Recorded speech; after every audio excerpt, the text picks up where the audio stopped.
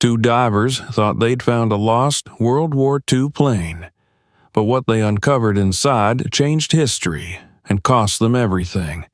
Watch till the end, subscribe, and tell us where you're watching from. The Pacific stretched endlessly above them, a ceiling of blue fading into black. As Mark adjusted his regulator, his heartbeat echoed through the mask, slow, steady, and tense.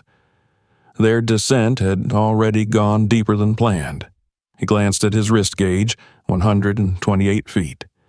The ocean had swallowed their world whole, and all that remained was the hum of the oxygen tanks and the flicker of their lights cutting through the dark. Sarah's voice crackled through the comms. "You're sure it's here?" "Positive," Mark replied. "Coordinates match the signal. The sonar picked something massive, metallic. Could be the wreck we've been chasing." For months, they'd followed fragments of rumors. A ghost transmission intercepted by a fishing trawler. Sonar echoes resembling the outline of a WW2 aircraft, whispers from naval archives that had redacted half the mission files. Everyone else dismissed it as a myth. But not them. Mark and Sarah weren't just divers, they were truth-seekers. A faint silhouette emerged in the abyss below. At first, it looked like a shadow, but as they drew closer, the outline sharpened. A fuselage, half buried in sand, tilted slightly to one side, a C-47 Skytrain, the transport aircraft used during the Second World War. The same model, rumored to have vanished without a trace in 1944, somewhere over the Pacific. Mark's breath quickened. There it is. My God, Sarah, it's real. The wreckage loomed over them, rusted but intact. Its wings stretched like the arms of a sleeping giant, one bent upward, the other torn clean off. The propellers were frozen mid-spin, wrapped in coral.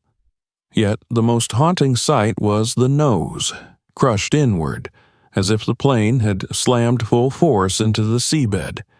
They circled the fuselage. On the side, the faded letters U.S. Army Air Corps were barely visible. Beneath them, something stranger, a row of bullet holes, evenly spaced, forming a perfect arc around the cockpit. "Mark," Sarah whispered, "these aren't crash impacts. This was gunfire." Mark moved closer, his flashlight tracing the pattern. It was precise, controlled, not the random scatter of aerial combat. Whoever had fired had aimed directly for the pilot. "That's execution fire," Mark muttered. "Not a dogfight." A sudden tremor ran through the sand below as Sarah brushed her hand over the fuselage. A cloud of silt erupted, obscuring their view. The wreck groaned, metal shifting, echoing through the void like a sigh from another time. "We need to surface soon," she said, checking her gauge. "We're low on air." But Mark wasn't listening. He pressed his glove against the cockpit window. Inside, the glass was cracked, but through the murk he could make out a human shape still strapped in the pilot's seat. His flashlight caught a glint, the edge of a medal, or maybe dog tags. "There's someone in there." "Mark, we don't have time." 5 minutes, that's all I need." Against protocol, he maneuvered toward the hatch, pulling gently at the corroded frame. It resisted, groaned, then gave way with a screech that echoed through the deep like a scream. Inside, everything was still, frozen in time. The cockpit instruments were shattered, seaweed coiling through the dials. The pilot's skeleton sat upright, skull tilted to the side, helmet still clinging to bone. Sarah hovered near the entrance, torn between awe and fear. This plane's been here for 80 years.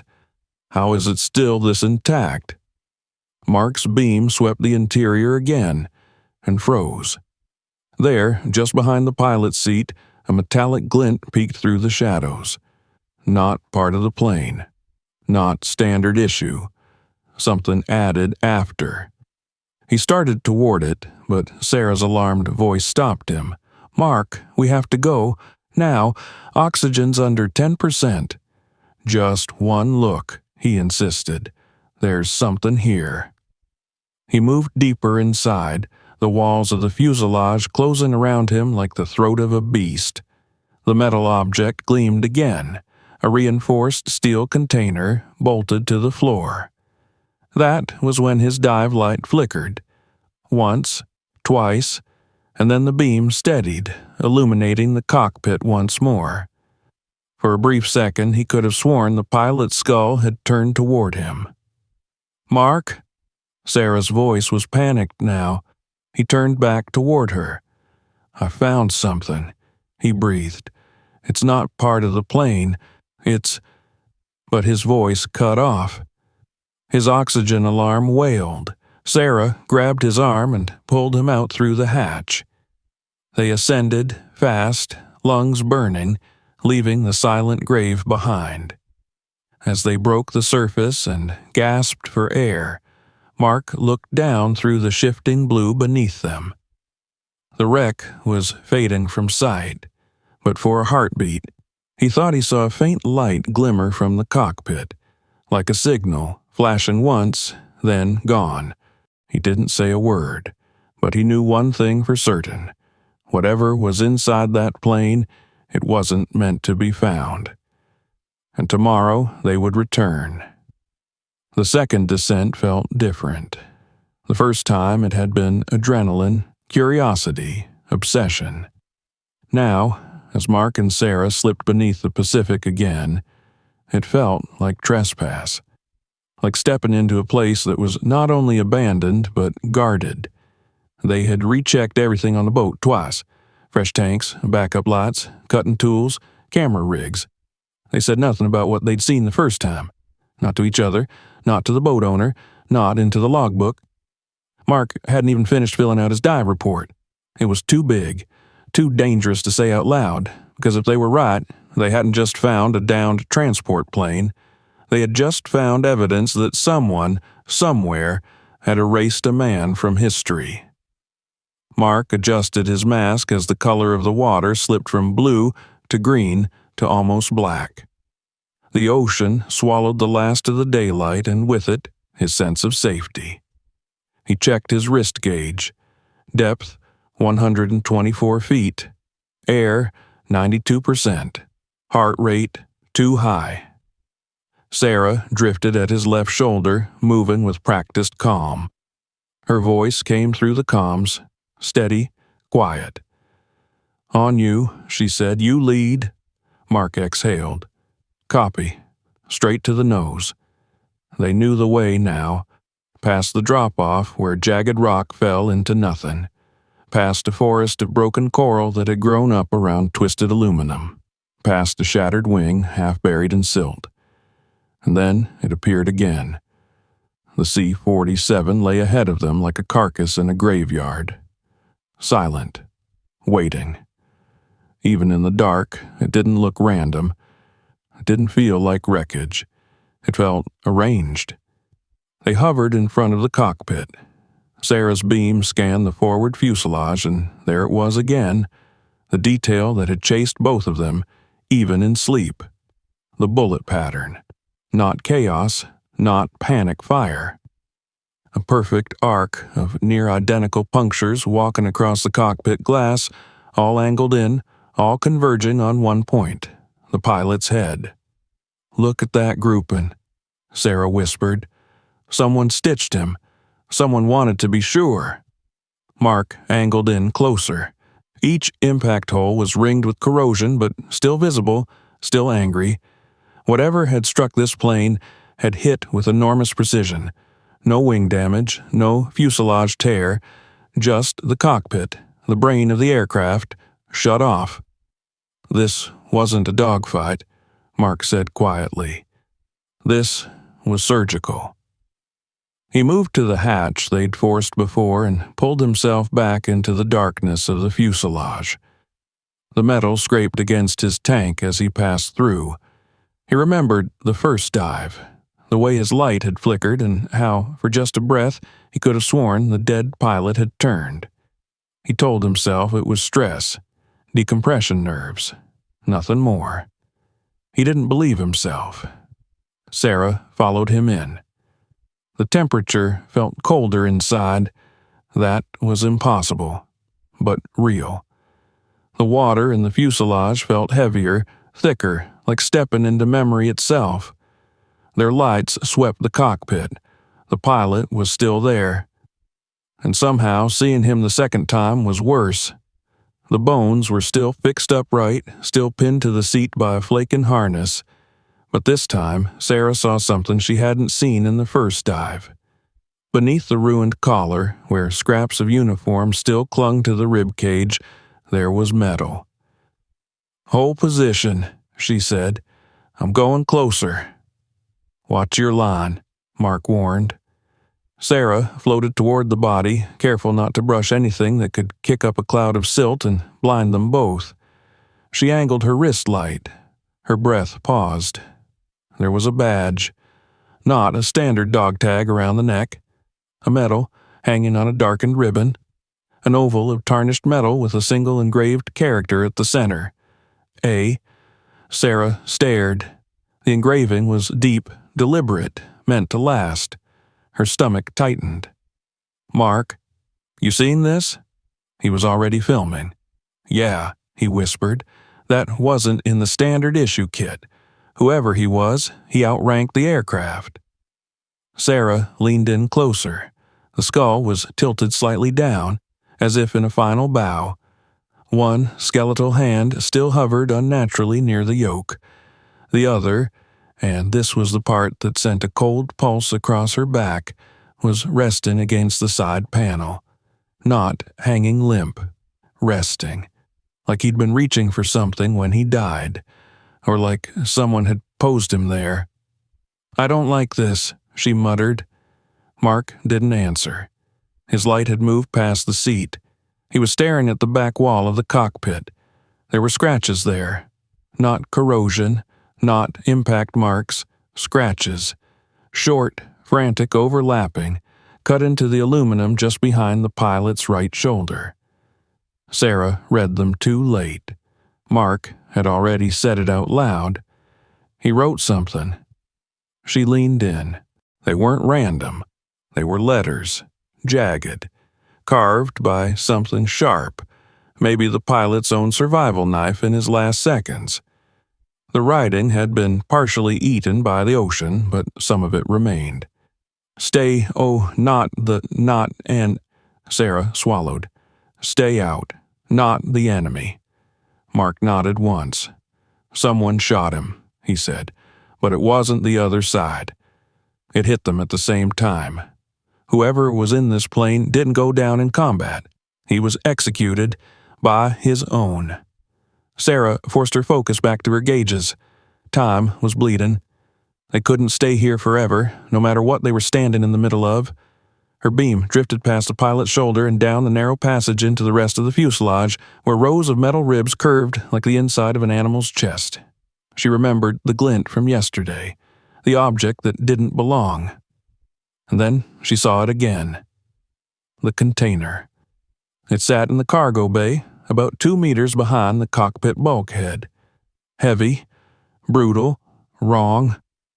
Nothing about it matched 1940s transport specs. It wasn't a supply crate. It wasn't a medkit locker. It wasn't munitions storage. It was too thick, too reinforced, too clean in its geometry, industrial, intentional, bolted directly into the floor with 6-inch steel fasteners. Like someone wanted it never to leave that plane. "There," she said. "We're doing this now." Mark drifted down beside her. "Copy. Get footage first."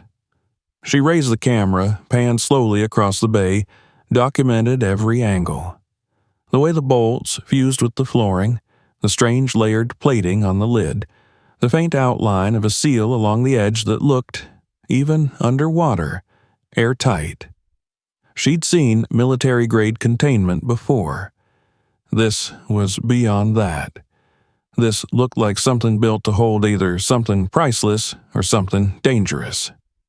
"Anything on the markings?" Mark asked. She looked. There were no serial numbers, no stencils, no unit labels, no date. Nothing but a narrow strip of worn metal along the side where, under a film of salt corrosion, she could barely make out 3 stamped letters. T-O-P. Her heart rate spiked. "Mark, it says top." "Top what?" She brushed the buildup away with her thumb. The rest of it appeared. "Top secret." They stared at each other through their masks. That was when both their oxygen alarms pulsed yellow. Sarah cursed. "We have to move. We're already cutting this close." Mark pulled a cutting bar from his gear harness. "Help me." "Are you out of your mind? If we burn time down here, we don't make it back up." "We're not leaving this," he said. "Not again." He wedged the tool under the edge of the lid. The container didn't budge. A tremor of effort ran through his arms. Sarah swore under her breath, then reached for her own bar. 30 seconds, she said. "Then we abort, no argument." "Deal." They worked fast. The steel groaned, shrieked, resisted. Tiny flakes of rust spiraled through the water like ash in slow motion. Sarah's tank alarm flipped from yellow to orange. "Mark, I've almost got it." The lid shifted. Not much, but enough. Cold, stale darkness breathed out of the opening. Something sealed for decades had just woken up. Sarah angled her light inside. For a moment, she thought it was empty. Then the beam hit the shape. It wasn't weapons, it wasn't gold, it wasn't anything a smuggler or looter would have cared about. It was a single cylinder. Dull, dense, wrapped in dull gray plating. Laid. Her stomach dropped. "Mark," she whispered, "that's shielding." Lead shielding underwater meant one thing. Whatever was inside wasn't just sensitive, it was dangerous to expose. His voice lowered.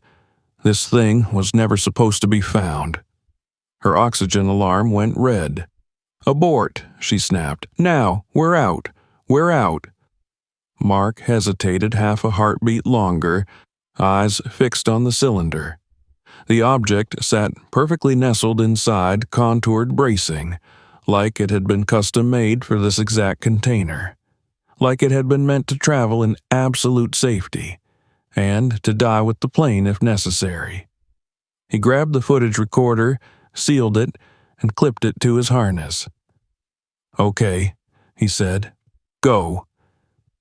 They pushed off the wreck and began their ascent, leaving behind the cockpit, the bullet arc, the message scratched into metal by dead hands. The plane remained below them, swallowed slowly again by the dark. But as they rose, Sarah looked down one last time. Through the shattered cockpit glass, her light caught the pilot's skull at just the right angle. And for a fraction of a second, no longer than a blink, it looked like the empty sockets were staring straight back at her, watching them leave, warning them not to come back alive. The storm hit their boat that night, shaking the ocean like an animal trying to rid itself of fleas. Waves slammed against the hull, and thunder rolled across the black horizon. But neither Mark nor Sarah left the small cabin. They sat side by side, dripping wet, replaying the dive footage on a laptop screen glowing pale blue in the dark. Frame by frame, they watched themselves pry open the container. The sound of groaning metal echoed through the speakers. Then, the reveal. The dull gleam of the lead cylinder. Sarah's hand trembled slightly as she paused the video. "That's not an artifact," she said. "That's something sealed for a reason." Mark leaned closer. "Look at the bolts on the floor. They weren't added in the field. They were welded in during construction. This wasn't cargo. It was part of the plane." She turned toward him. "So it was designed to crash with it?" He nodded slowly. "Or never be found." The next morning, before sunrise, they were already preparing for their third descent. Neither had slept. Something about that container wouldn't leave them. The more they thought about it, the clearer it became. This was no ordinary wreck. They reached the site at 8:12. The water was calmer, the visibility sharper. As they dropped through the blue layers, sunlight followed them down for the first 100 feet, then vanished entirely. Their flashlights lit the skeletal shadow of the C-47 Skytrain below, silent, waiting. Mark landed first, the sand swirling around his fins. He moved towards the broken wing and followed the trail of bullet holes leading to the cockpit. Sarah came next, scanning the tail section for markings she might have missed before. "Anything?" she asked. "Same insignia, same pattern. And no tail number." "Exactly," Mark said. "Every serial was scrubbed. It wasn't just a wreck, it was an erasure." Inside the fuselage they floated carefully, avoiding contact with the fragile interior. The cockpit was just as they'd left it. The skeletal pilot frozen in place, the letter A glinting faintly on the tarnished metal. Sarah felt it again, that sensation of being watched. "Mark, do you believe in the kind of missions nobody's supposed to know about?" "You mean Black Ops?" "No," she said, her voice quieter. "I mean missions that never made it to history. Missions erased from both sides." Mark didn't answer. He just turned his light toward the cargo bay. The steel container loomed there, half open from their last attempt. Its surface shimmered with condensation, the edges warped by time. Sarah floated beside it. Her heart thudded in her chest as she brushed away the sediment from the side panel. Beneath the corrosion, she saw it. A second marking, smaller and nearly hidden beneath a weld seam. 3 digits and a letter. X107A. She pointed. "That's a prototype code?" "For what?" "I don't know," she admitted, "but the X prefix means classified experiment. Could have been chemical, biological, even nuclear." Mark swallowed hard. "And it was flown in a transport plane? That's insane." "Unless," she said slowly, "the mission wasn't to deliver it, but to destroy it." They exchanged a long, silent glance through their masks. Then they went to work. Mark used the cutting torch to free the last of the bolts. Sarah monitored the oxygen levels, calling out their time every minute.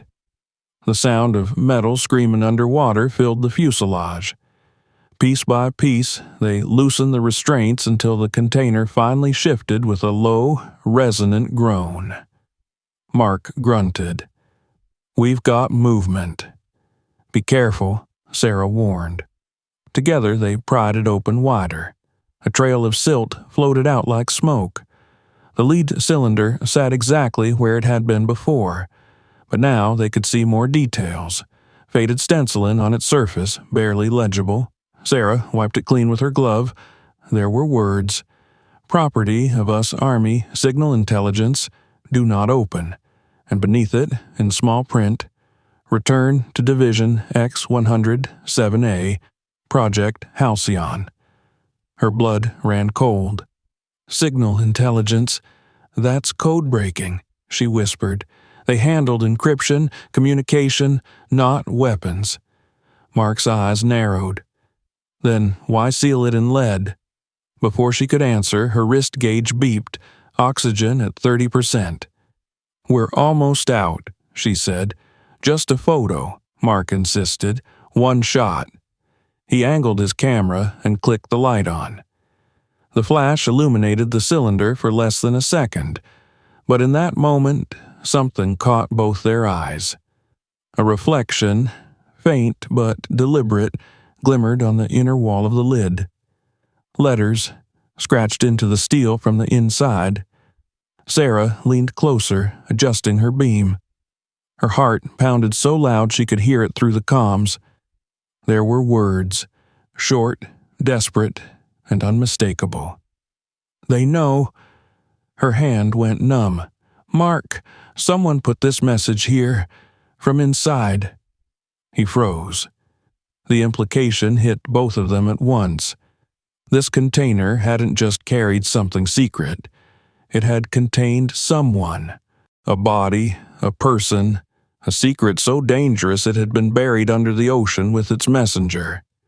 The metal walls seemed to close in on them. Mark's oxygen alarm screamed red. "We're done. Up now." They pushed off from the floor and began to ascend, the darkness shrinking beneath them.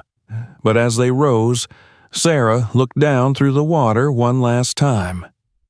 The plane was vanishing, swallowed by shadows, but she could still see the open cargo bay, and there, for a heartbeat, she thought she saw the faint flicker of light inside the cockpit again, not from their beams, but from within.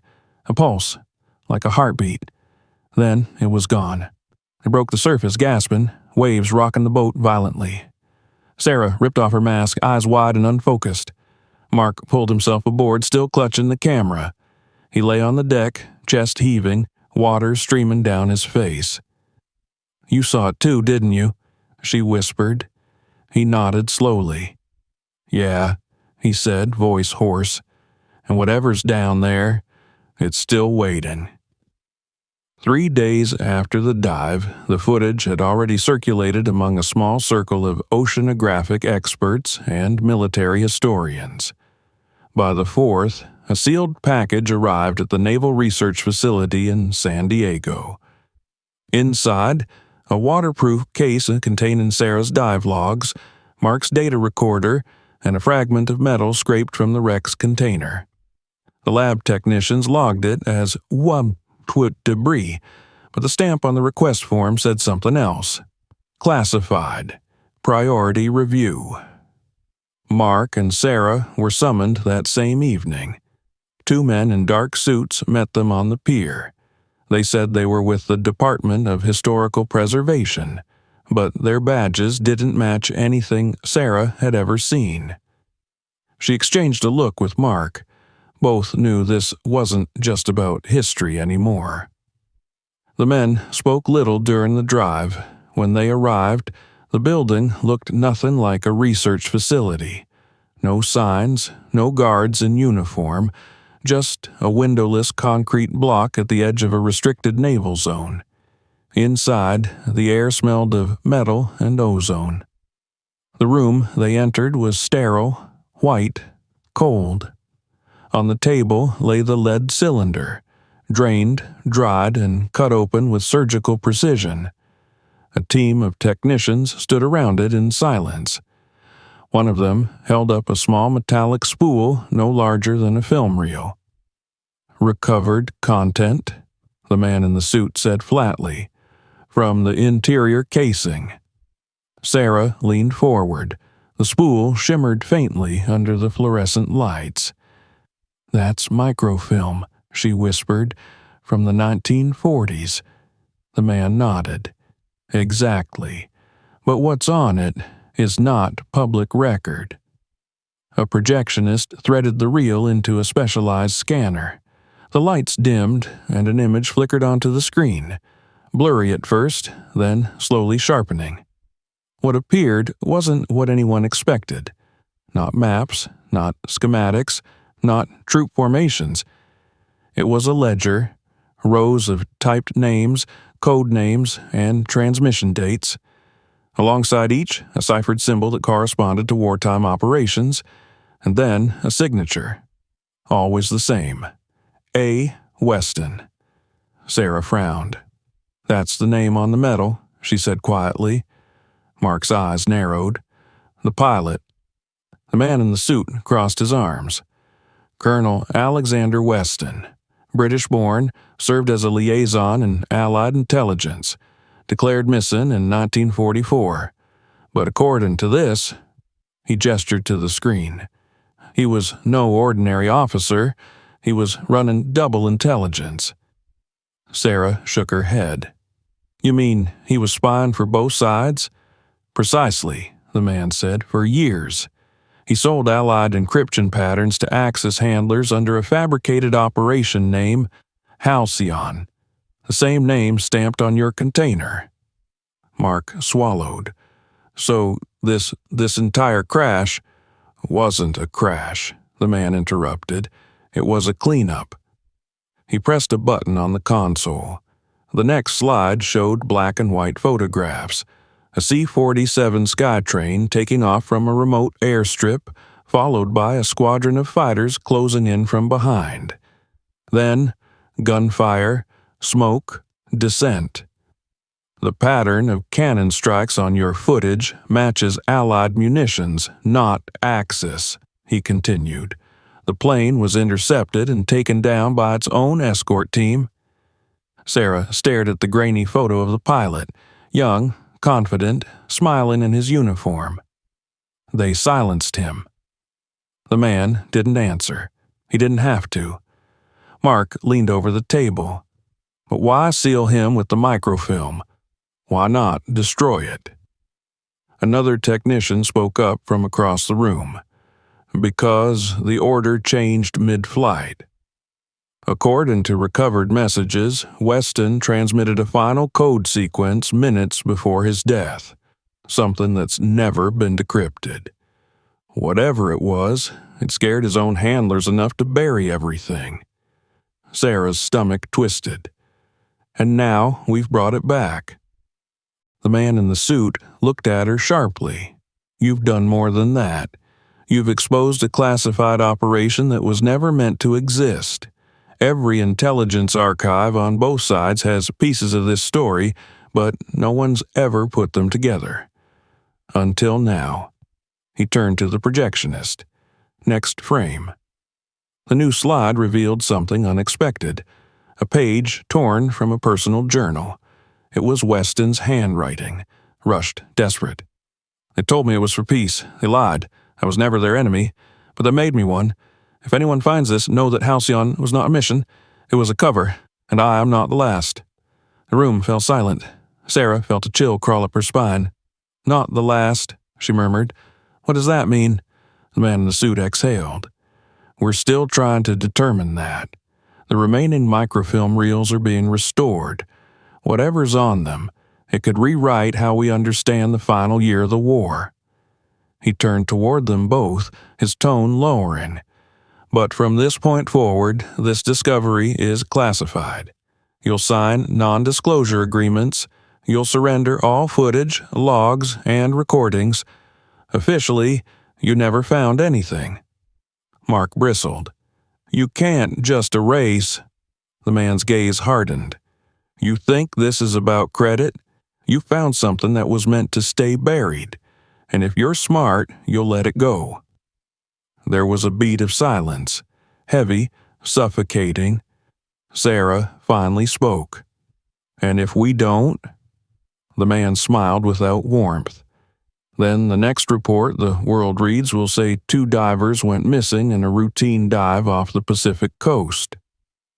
The room froze. No one moved. Then, quietly, Mark reached into his pocket and set down a small drive on the table. That's everything we recorded, he said. The man nodded, satisfied. Good choice.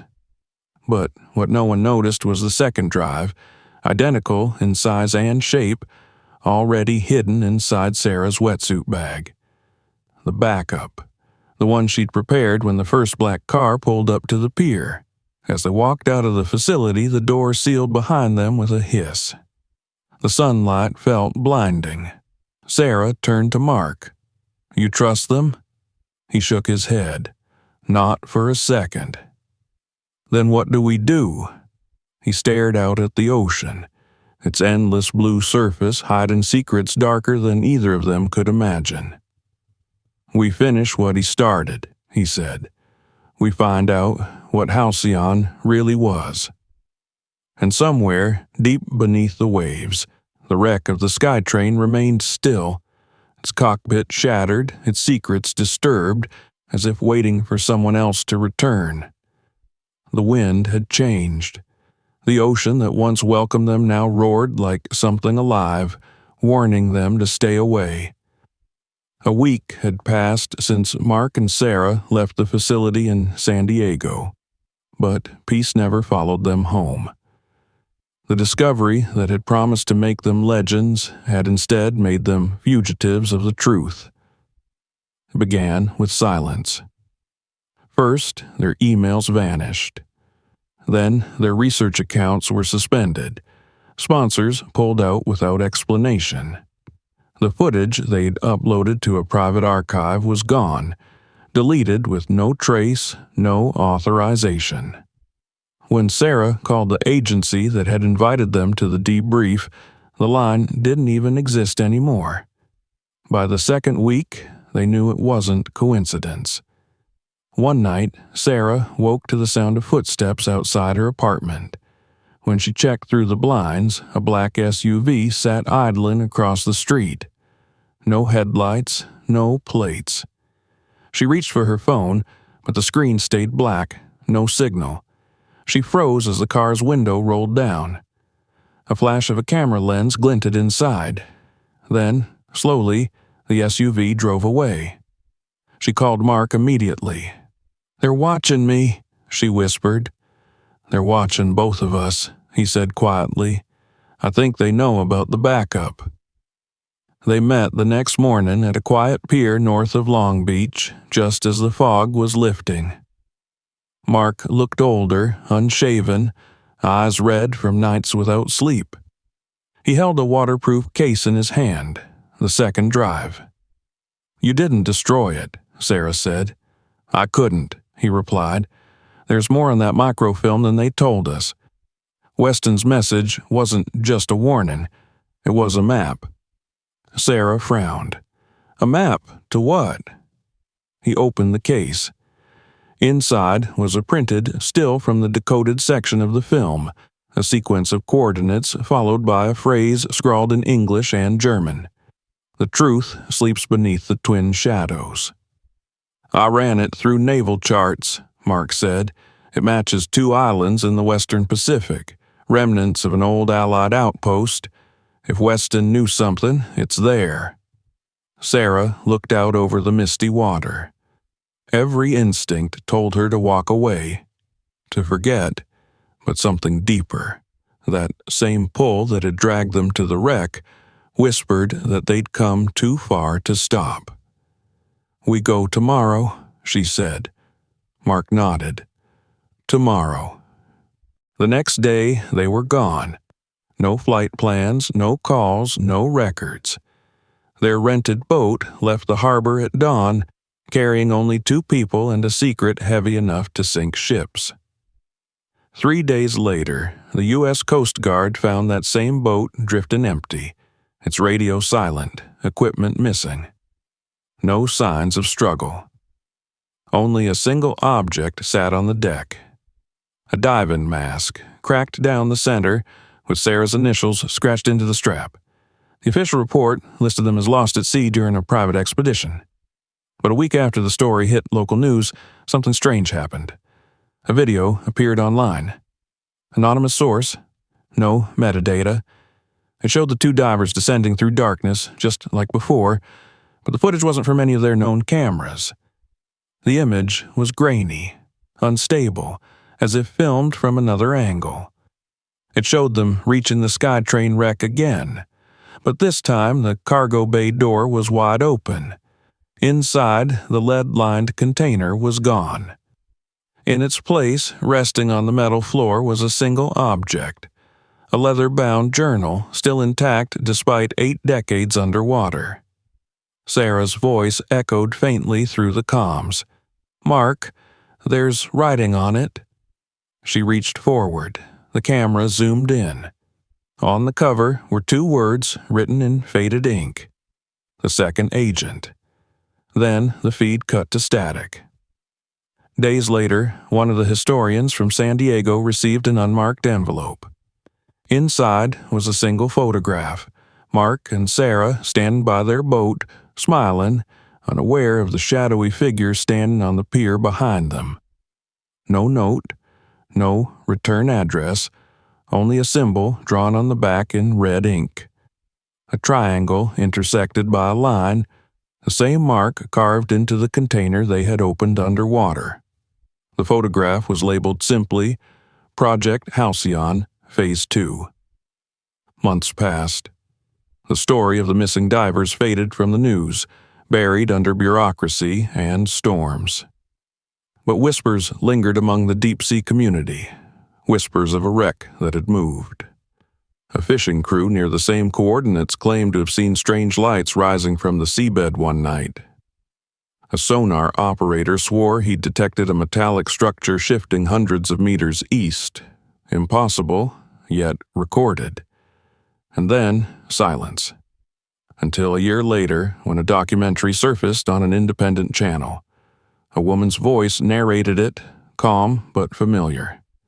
They said we were gone, but the ocean never forgets. What we found down there wasn't just history, it was a lie wrapped in a grave.